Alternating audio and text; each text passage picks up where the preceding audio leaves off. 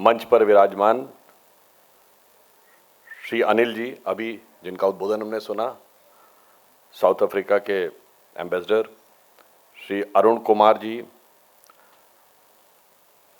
Suriname ambassador, Keshav Tiwari ji, professor Sanjeev Tiwari ji, यहाँ के प्रधानाचार्य, स्वस्ति बोले जी, चेयरपर्सन गिरमिटिया फाउंडेशन, और भारतीय जनता पार्टी में मेरे साथी भाई धनंजय गिरी जी, जिनके विशेष आग्रह की वजह से मुझे यहाँ आना पड़ा, जबकि आज हम लोगों का एक बड़ा विशेष प्रोग्राम था, और इस सभागार में उपस्थित सभी बहनों भाइयों और छात्र छात्राओं, आज हम सब गिरमिटिया फाउंडेशन के इस कार्यक्रम में उपस्थित हैं, अर्थात एक ऐसे समुदाय के, एक ऐसी कम्युनिटी के प्रोग्राम में मुझे लगता है शायद दुनिया में कोई दूसरा ऐसा समुदाय नहीं होगा जिसने भिन्न भिन्न देशों के इतने हेड ऑफ द स्टेट्स दिए होंगे जितना गिरमिटिया कम्युनिटी ने दिए, and that too spanning from different parts of the world, from Fiji in the east to Mauritius and to Trinidad in the west. मेरे विचार से कोई भी ऐसा समुदाय नहीं होगा जिसने विश्व के भिन्न भिन्न क्षेत्रों में इस प्रकार का नेतृत्व दिया हो। और अभी जो एम्बेसडर साहब भी कह रहे थे, उसमें इंपॉर्टेंट बात क्या है, they have rose to the stature to becoming the head of the government, not by usurping power, not by dominating there, but by cohesion and a positive constructive contribution to the respective countries. ये अपने आप में और भी महत्वपूर्ण बात है। दूसरा, आप ये भी देखिए कि आज जब हम ये कार्यक्रम कर रहे हैं तो कितना सुखद संयोग है। ये वो समुदाय जिसे विश्व के भिन्न भिन्न क्षेत्रों में भेजा गया था, आज भारत विश्व में एक नए स्वरूप में किस प्रकार से उभर कर सामने आ रहा है कि आपने देखा होगा कि आज ही अमेरिकन प्रेसिडेंट डोनाल्ड ट्रंप जी का जो स्टेटमेंट आया है, तो कल उन्होंने कहा था कि it seems that we have lost Russia and India, और आज उन्होंने कहा नहीं, हमारे बहुत अच्छे संबंध हैं, और प्रधानमंत्री मोदी जी के लिए कहा है कि he is a very great prime minister, और हमारे बीच में जो भी है वो समाधान हो जाएगा। ये दर्शाता है कि आज भारत प्रधानमंत्री श्री नरेंद्र मोदी जी के नेतृत्व में उस मुकाम पे आके खड़ा है कि हम ब्रिक्स के भी मेंबर हैं और क्वाड के भी मेंबर हैं। आज रशिया कहता है कि India is our traditional partner, और अमेरिका कहता है India is our strategic partner, और चाइना कहता है it's a time for elephant dragon tango.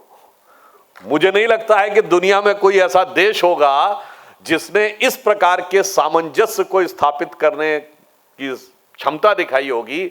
So I can say कि जो लोग प्रधानमंत्री श्री नरेंद्र मोदी जी के ऊपर आक्षेप लगाते थे, आज का दिन उन्हें यह सीख दे रहा है कि भारत ने अपनी क्षमता और अपनी दृढ़ता से वो स्थिति बनाई है, जिसे मैं एक पंक्ति में कहना चाहूंगा, चूंकि गिरमिटिया समुदाय वो है जो शिप्स के थ्रू सेल करते हुए गया, बहुत से एडवर्स विंड्स देखी, बहुत सी उत्ताल तरंगे देखी, सागर की विपरीत परिस्थितियां, पिछली 5, 7, 8 पीढ़ियों में उन विपरीत परिस्थितियों में उभर कर आए। तो उसी भाव से आज हमारे प्रधानमंत्री जी ने भी देश को जहां पे लाके स्थापित किया, तो उनके लिए एक पंक्ति कहना चाहूंगा कि हमें इल्जाम मत दीजिए, बहुत अफसोस होता है, बड़ी तरकीब से कश्ती यहां तक लेके आए हैं और बदल देते हैं हम दरिया की लहरें अपनी हिम्मत से, आंधियों में भी अक्सर चिराग हमने जलाए। और आज यह भी एक संयोग की बात है, आज 6 सितंबर का दिन है। वर्ल्ड में अगर सेल थ्रू करना है तो इस दिन का एक अलग महत्व है। आज ही के दिन 6 सितंबर को क्रिस्टोफर कोलंबस ने कैनरी आइलैंड से भारत की खोज करने के लिए यात्रा शुरू की थी, 6 सितंबर 1492, और वो संयोग से पहुंच गया था अमेरिका, और इसीलिए आज तक उस इलाके को वेस्ट इंडीज कहा जाता है, और अमेरिका के मूल निवासियों को आज तक रेड इंडियन कहा जाता है। आप सोचिए भारत का महत्व क्या था कि Vasco da Gama was sailing in search of India, Christopher Columbus was sailing in search of India, और Magellan was sailing in search of India. सब समुद्र से रास्ता ढूंढ रहे थे। काहे भाई? इंडिया में ऐसा क्या था?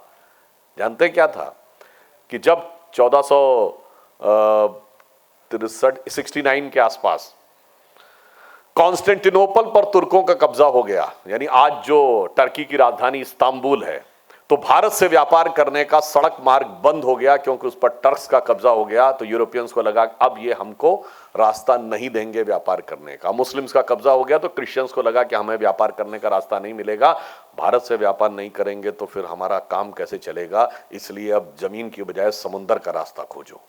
यानी जमीन से रास्ता भी भारत का ही खोजा जा रहा था, समंदर से रास्ता भी भारत का ही खोजा जा रहा था। आज का दिन वो याद दिलाता है। और हमारी संस्कृति कितनी व्यापक थी, जिसका कि अभी एम्बेसडर साहब अनिल जी जिक्र कर रहे थे, उसका भी स्मरण आज का दिन कराता है। आज अनंत चतुर्दशी का दिन है, आज गणपति के विसर्जन का दिन है, और भगवान गणेश इस बात के सिंबल दिखाते हैं कि हमारा प्रभाव कहां तक व्यापक था कि गणपति की पूजा सिर्फ यही नहीं होती है। आपने देखा होगा अभी एक हफ्ता पहले चाइना की एम्बेसडर ने क्या ट्वीट किया, उसने चाइना की गुफाओं में भगवान गणेश की जो प्रतिमा है उसको मेंशन करते हुए कहा कि टांग डायनेस्टी में मगाओ केव्स में 7th सेंचुरी की गणपति की यह प्रतिमा बताती है कि भारत और चीन के संबंध कितने मधुर थे। मैं विनम्रता से पूछना चाहता हूं, चीन का कोई ऐसा प्रभाव है हमारे यहां? नहीं, हमारा प्रभाव है वहां पर। जापान में ओसाका में गणेश जी का मंदिर है क्योंकि वहां उन देवता को काकेतिन कहते हैं। और अगर आपसे पूछा जाए कि भगवान गणेश की सबसे बड़ी प्रतिमा कहां है, तो भारत में नहीं है, वो थाईलैंड में है। 40 मीटर ऊंची प्रतिमा है। और अगर आपसे पूछा जाए कि कोई ऐसा देश है जिसने अपनी ज्वालामुखी के मुहाने पर भगवान गणेश की मूर्ति स्थापित कर रखी है पिछले 700 सालों से, क्योंकि वहाँ के लोगों का यह विश्वास है कि इसकी वजह से उस ज्वालामुखी का कोई प्रभाव आसपास के गांवों पे नहीं पड़ता, तो वो देश भारत नहीं है, वो जावा है। और अगर आप वेस्ट में देखें तो अभी जाके चेक करिएगा, एस्टेक सिविलाइजेशन में मैक्सिको में एक एलिफेंट गॉड का चित्र है, और आप देखेंगे बैठे हुए हैं जैसे मनुष्य का शरीर है और हाथी का स्वरूप है। किसी को कंफ्यूजन की कोई गुंजाइश भी नहीं है, कान भी बड़े बड़े हैं, भगवान गणेश की तरह लगते हैं। और मजे की बात यह है कि अमेरिका में तो हाथी पाए भी नहीं जाते, नॉर्दर्न सदर्न लैटिन अमेरिका कहीं नहीं पाए जाते। इसका मतलब बहुत सीधा साधा प्रभाव। हाँ, और मैं कहूँगा जाके इसको चेक जरूर करिएगा, मगर ये भी ध्यान रखिएगा आजकल नेट के ऊपर बड़ा मैनिपुलेशन करते हैं। कहेंगे कि है नहीं, मगर फिर कहेंगे तो क्रॉस कल्चरल कनेक्ट का मामला था। तो भाई क्रॉस कल्चरल कनेक्ट था तो हुआ कभी तो कुछ यहाँ पे होना चाहिए था। वहाँ का तो यहाँ कोई बताइए, कोई मैक्सिकन गॉड, एस्टेक गॉड, माया का गॉड, इंका का गॉड यहाँ पूजा जाता नहीं, हमारे ही वहां देखते हैं। इसलिए क्रॉस कल्चरल नहीं था, यूनिकल्चरल था। और हम यहां से निकलकर विश्व में एक सकारात्मक सद्भावना का संदेश दिया था। इसलिए आज गिरमिटिया कम्युनिटी ने जो संदेश दिया है वो भारत के मूल भाव के अनुरूप है। आज जब हम 21st सेंचुरी में हैं और यह अमृत काल है जो प्रधानमंत्री जी ने कहा है, उसमें भारत को लेकर हमें अपने विचार को भी बदलने की जरूरत है। हमारे विचार आज तक क्या पढ़ाया गया आजादी के बाद कि हम क्या थे? सरजमीने हिंद पर अक़वाम आलम के फिराक, काफिले बसते गए हिंदोस्तां बनता गया। हमको सराय थे, डेरे थे, आते गए हिंदोस्तां बनता गया ना। हमारा इतिहास ये नहीं था। हम वो हैं हिमालय के आंगन में प्रथम, उसे किरणों का दे उपहार, उषा ने हंस अभिनंदन किया और पहनाया हीरक हार।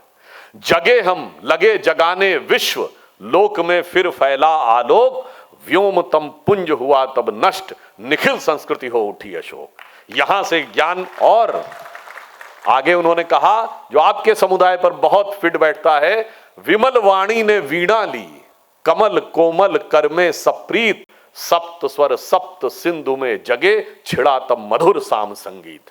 संपूर्ण विश्व को एक सकारात्मक दृष्टि दी। और आप कहेंगे भाई दी तब दी तो दी, आज क्या हो रहा है?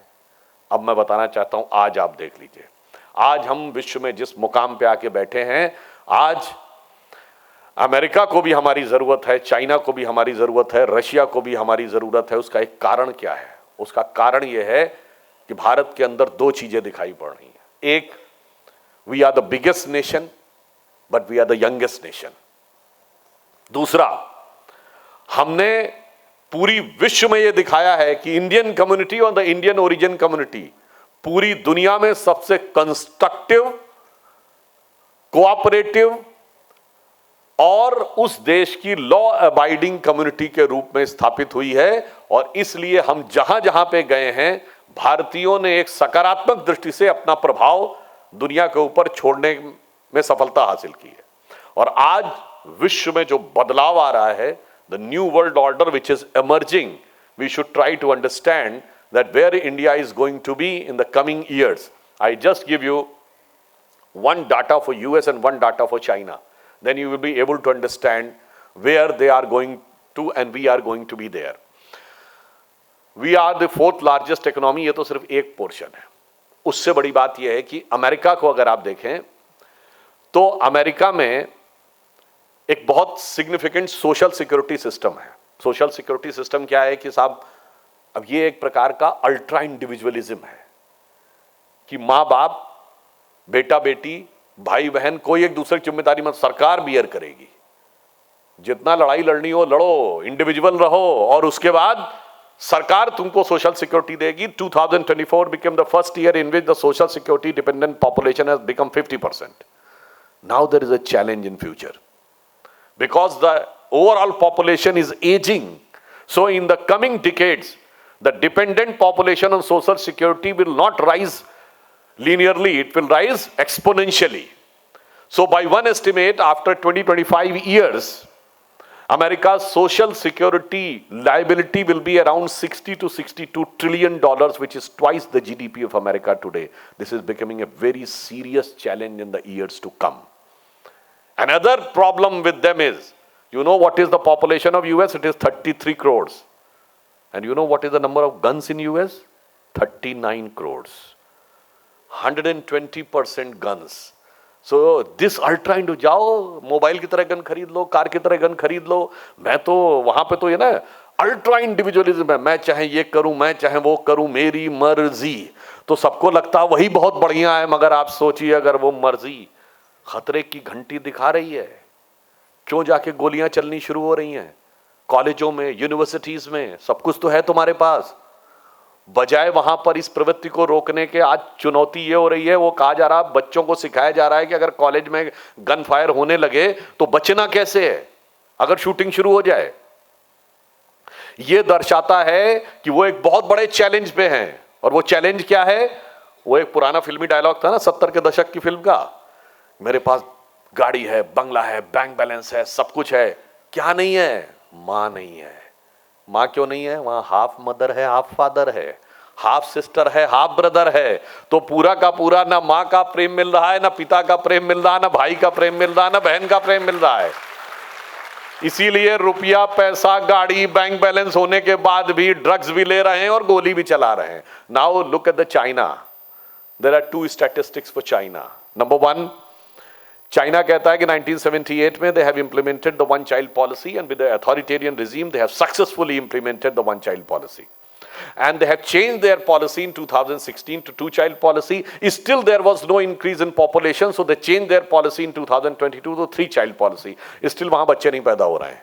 and the latest एक डाटा ये भी है कि 2000 में 56 लाख प्राइमरी स्कूल्स थे, अब कुछ जगहों पर केवल 14 लाख प्राइमरी स्कूल्स रह गए हैं। अब एक क्वेश्चन उठता है just by logic, if in 1978 they implemented the one child policy and that too successfully authoritatively implemented the policy, तो लॉजिकली ये कहता है कि अगर वन चाइल्ड पॉलिसी आपने अडॉप्ट कर ली तो विद इन 20 ईयर्स आपकी पॉपुलेशन स्टैग्नेशन पे आ जानी चाहिए, नेक्स्ट 20 ईयर्स नीचे। तो फिर पिछले 45 साल में चाइना की पॉपुलेशन 11% की रफ्तार से कैसे बढ़ रही थी? जैसे इंडिया की पॉपुलेशन बढ़ रही थी वैसे उनकी बढ़ रही थी। तो या तो वो झूठ है या ये झूठ है। दोनों चीजें एक साथ सच नहीं हो सकती। Either the claim of implementation of one child policy is not true or the population is not true. So there is a theory that the data of Chinese population may be highly exaggerated. It may not be even 100 crores, though it is said it is 140 crores. And second challenge which is coming is, in Chinese economy, the biggest contributor was real estate. 30% contribution goes from the real estate. And last year, the biggest real estate company Evergrande filed bankruptcy. And despite the real estate bubble has bursted, you have heard about कि कितने ghost towns हैं जहां पर लोग रह नहीं रहे हैं। यूनान प्रोविंस में डायनामाइट लगा के गिराने पड़े। 26 रेलवे स्टेशन ऐसे हैं जो बहुत शानदार बने जहां एक भी ट्रेन नहीं जाती है। Still GDP is growing by 4.5%. तो कुछ तो है जो इन दोनों देशों में आने वाले समय में ये दिखाने वाला है कि उनके लिए एक ना एक चैलेंजिंग सिचुएशन दिख रही है। I am just putting the data in abstract form. मैं कोई एलिगेशन नहीं लगा रहा हूं। Anybody can analyse and use it's wisdom कि क्या होने वाला। दूसरी तरफ भारत में देखिए क्या होने वाला है। भारत में बहुत साफ दिखाई पड़ रहा है कि अगर अमेरिका यूरोप के ऊपर कहेगा नेटो कंट्री से कि अपना 5% बढ़ाओ डिफेंस एक्सपेंडिचर, तो वो कैसे यूज करेंगे। अगर डिफेंस प्रोडक्शन वो बढ़ाएंगे और वो अपने यहाँ मैन्युफैक्चरिंग करेंगे तो the cost is very high. अगर वो टैरिफ से बचने के लिए अमेरिका में शिफ्ट करेंगे the cost is more difficult. और यूरोप में तो डेमोग्राफिक चैलेंज बहुत बड़ा है। यूरोप में तो बहुत बड़ा डेमोग्राफिक चैलेंज है। Most of the countries are having negative growth rate. तो अब दो ही ऑप्शन है, या तो अपनी मैन्युफैक्चरिंग को चाइना ले जाएं या इंडिया ले जाएं। At present the level of mistrust which European Union is having with China, there is less likelihood, तो मोर लाइक्लीहुड इज कि they will shift their manufacturing of the defence producers to India because they are having high grade defence material, good technology, good logistic, good finance, but no man power. और ये बात मैं सिर्फ theory में नहीं कह रहा हूं। You have seen the last month the Dassault Aviation, जो रफाल बनाने वाली कंपनी है, उसने रफाल का फ्यूजलाज बनाने का कॉन्ट्रैक्ट टाटा डिफेंस को दिया है कि भारत में निर्माण हो। यानी ये शुरुआत हो चुकी है कि न्यू वर्ल्ड ऑर्डर में कौन कहां किस पोजीशन में जाकर स्थापित होने जा रहा है। और लास्ट में मैं ये कहना चाहूंगा, इकोनॉमी की ग्रोथ तो एक जगह है। हमारी लास्ट क्वार्टर की इकोनॉमिक ग्रोथ क्या है? 7.8%।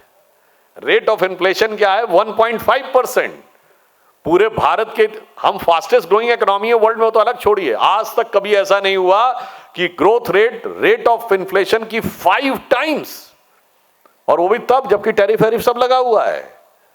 इसके बाद भारत का जो युवा वर्ग है, भारत की जो जनता है और भारत की जो प्राचीन जीवनी शक्ति है, जिसकी वजह से we are not just the biggest nation, we are not just the youngest nation, we are the oldest living civilisation of the ancient world,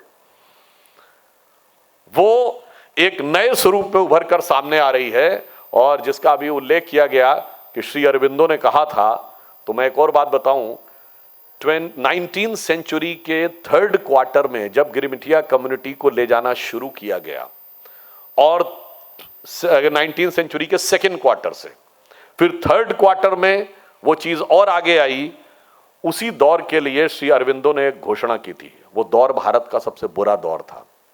उन्होंने कहा था, India is passing through a great transition of 175 years, in which from its lowest point after completion of 175 years, India will start rising towards its peak. और वो 175 years का उन्होंने beginning माना था from the birth of Shri Ramakrishna Paramahamsa. Shri Ramakrishna Paramahamsa was born in 1836 and 175 completed in 2011.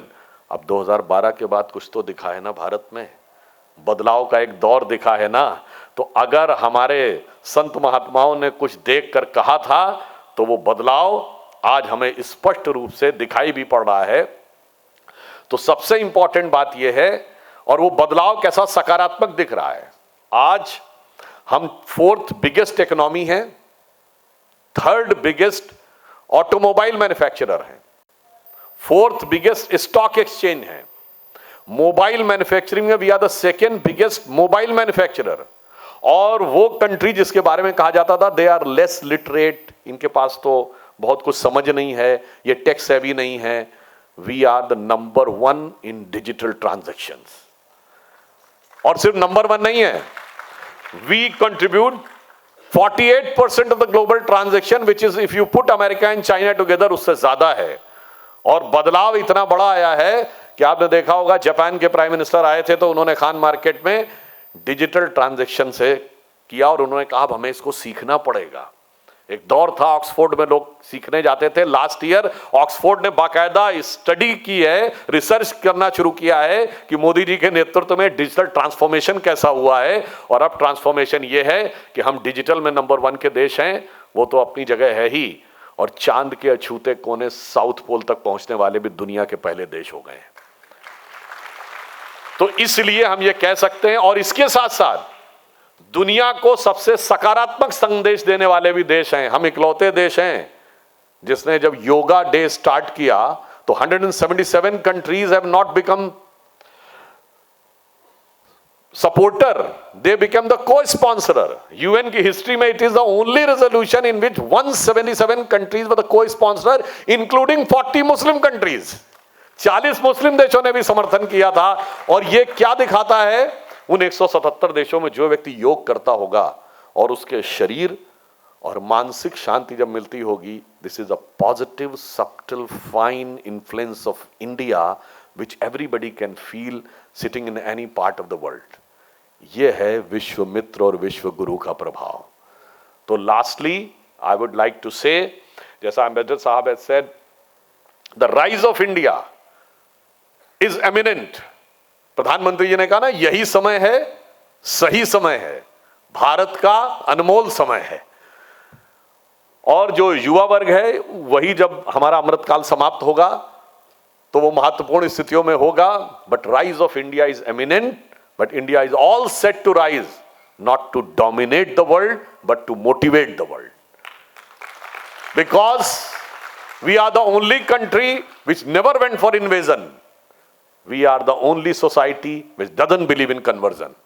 हमने कभी नहीं कहा कि इसको कन्वर्ट कर लो, उसको कन्वर्ट कर लो, इसलिए कभी हमने नहीं कहा तलवार के दम पर जाकर हम दुनिया में तलवार की नोक पर इसको जीत लेंगे, उसको जीत लेंगे। हमने जीता है तो औरों ने जीते देश, तो क्या हमने तो दिलों को जीता है। जहां राम अभी तक है नर में, नारी में अभी तक सीता है, ये पुरानी फिल्म का गीत था। तो एट द लास्ट उन्होंने जो कहा था, rise of India is the rise of Sanatan values, and those values which has inspired the highest level of human values, just in one line, कि दुनिया के इतिहास में कोई बादशाह तब तक गद्दी पे रहा जब तक मर नहीं गया या मार नहीं दिया गया। सिर्फ हमारे यहां ऐसी स्थितियां आई, वहां भाई भाई को मार के गद्दी पे बैठा, बेटा बाप को मार के गद्दी पे बैठा। यहां भरत ने खड़ाऊ रख के शासन किया और दशरथ के कहने के ऊपर राम वो छोड़ के चले गए। तो लास्ट में मैं अटल बिहारी वाजपेयी जी की कविता की इस पंक्ति से समाप्त करता हूं। उनका भी शताब्दी वर्ष है, जो उनकी बड़ी प्रसिद्ध कविता थी, हिंदू तनमन हिंदू जीवन रग रग हिंदू मेरा परिचय। तो इंडिया की नॉलेज, सोसाइटी, कल्चर, जिसके आप फ्लैग बेरर बन के ऑल ओवर द वर्ल्ड हैं और इसमें किसी देश के साथ कोई कॉन्फ्लिक्ट नहीं है, उसे मैं लास्ट में कहना चाहूंगा कि मैं अखिल विश्व का गुरु महान, देता विद्या का अमरदान, मैंने दिखलाया मुक्ति मार्ग, मैंने सिखलाया ब्रह्म ज्ञान। मेरे वेदों का ज्ञान अमर, मेरे वेदों की ज्योति प्रखर, मानव के मन का अंधकार क्या कभी सामने सका ठहर। मेरे स्वर नभ में गहर गहर, सागर के जल में छहर छहर, इस कोने से उस कोने तक कर सकते जगती सौरभ में। हिंदू तन मन हिंदू जीवन रग रग हिंदू मेरा परिचय। धन्यवाद।